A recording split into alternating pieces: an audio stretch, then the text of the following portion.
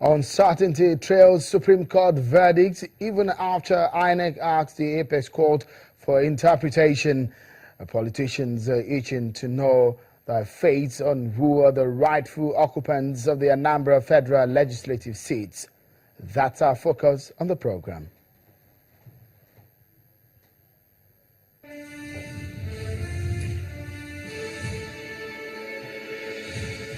Thank you for joining in, everyone. I'm Sheun Okinbaloye.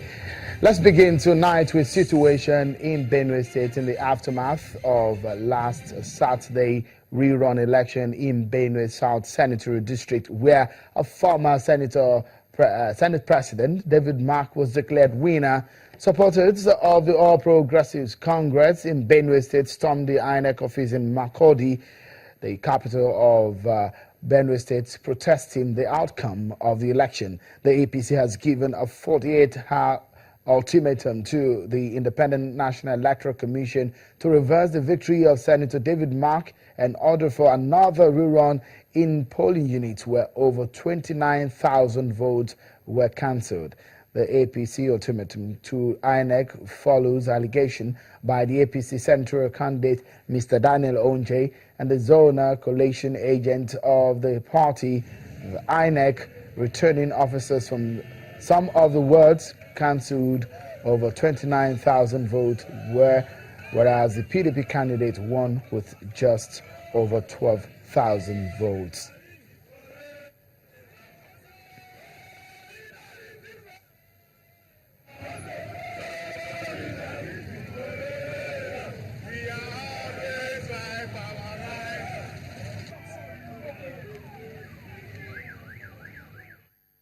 And to issues relating to anti-corruption war, the PDP is not happy with recent arrests of some of its members by the EFCC, Nigeria's anti-graft agency. The party has described the arrest and detention of its deputy national chairman, Prince Uche Secondus, and alleged plans to arrest other members of the party as attempts to silence the opposition party. A press release signed by the party's national legal advisor, Mr. Victor Kwon, says they are aware of plans by the Economic and Financial Crimes Commission, EFCC, to arrest the Deputy Senate President, Senator Ike Ekweremadu, and the former governor of Akwa Ibom State, Senator Godswill Akpabio. The Deputy Chairman of the People's Democratic Party is currently in the custody of the Economic and Financial Crimes Commission for interrogation, but it's not clear whether it has anything to do with the ongoing arms deal probes.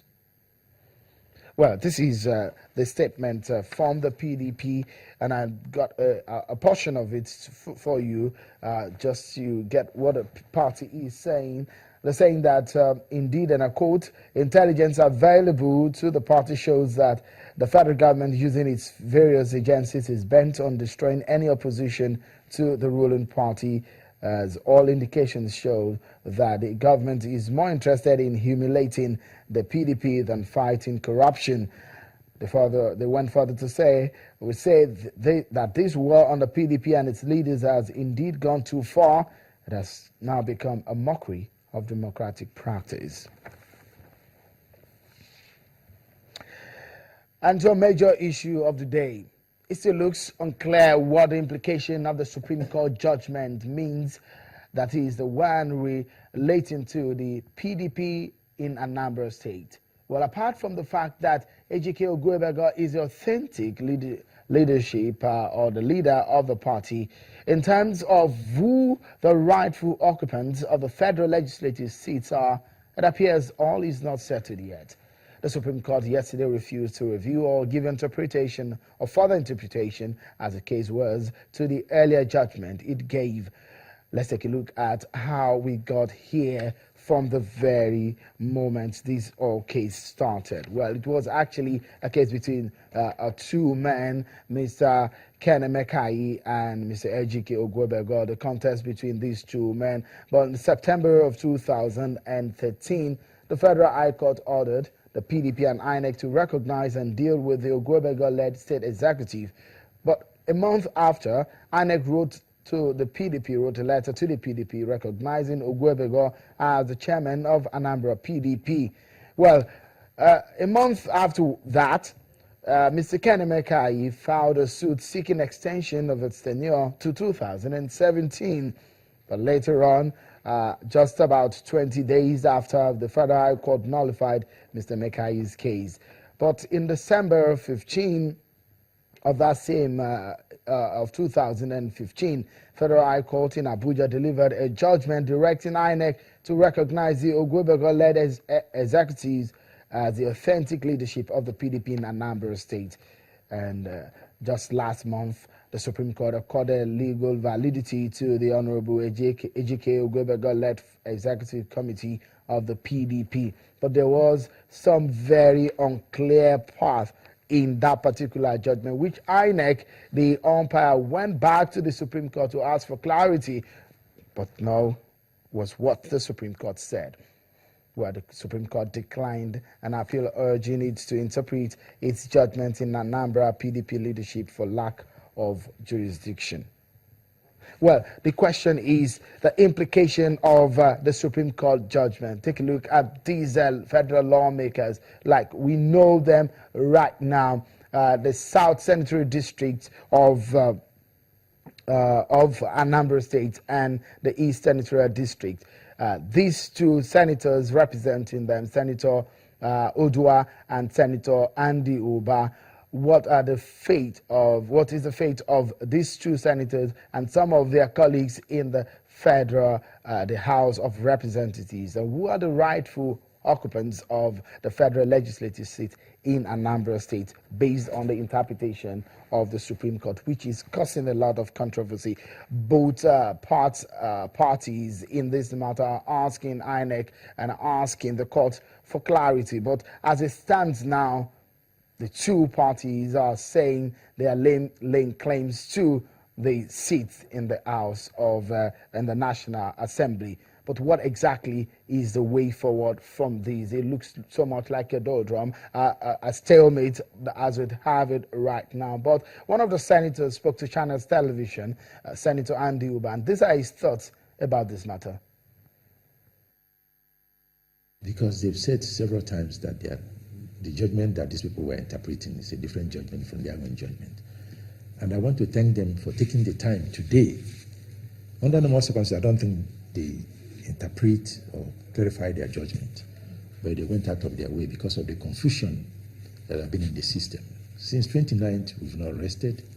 You know, in the whole Nigeria is talking about this. Several people were giving different interpretations. Even after the judgment, we said that this judgment doesn't concern us, that we're not part of it. There was no consequential order given, but this group continued to be deceived by their lawyers. And I'm glad that the Supreme Court has said it, that the lawyers should not deceive their clients. And they were totally deceived. And I wish and hope that whatever money they paid to these lawyers will be refunded to them, because it's really a terrible thing for lawyers to know that what they are doing is wrong. But those are the thoughts of Senator Andy Uba on this particular matter. But what about the legality of this whole matter? We got to speak with Senator Andy Uba's lawyer also, Mr. Ojukwu Chikasa, who also spoke about what the interpretation from their own point of view or their standpoint is. And these are his thoughts also on the matter. There is no issue of judicial rascality in this matter.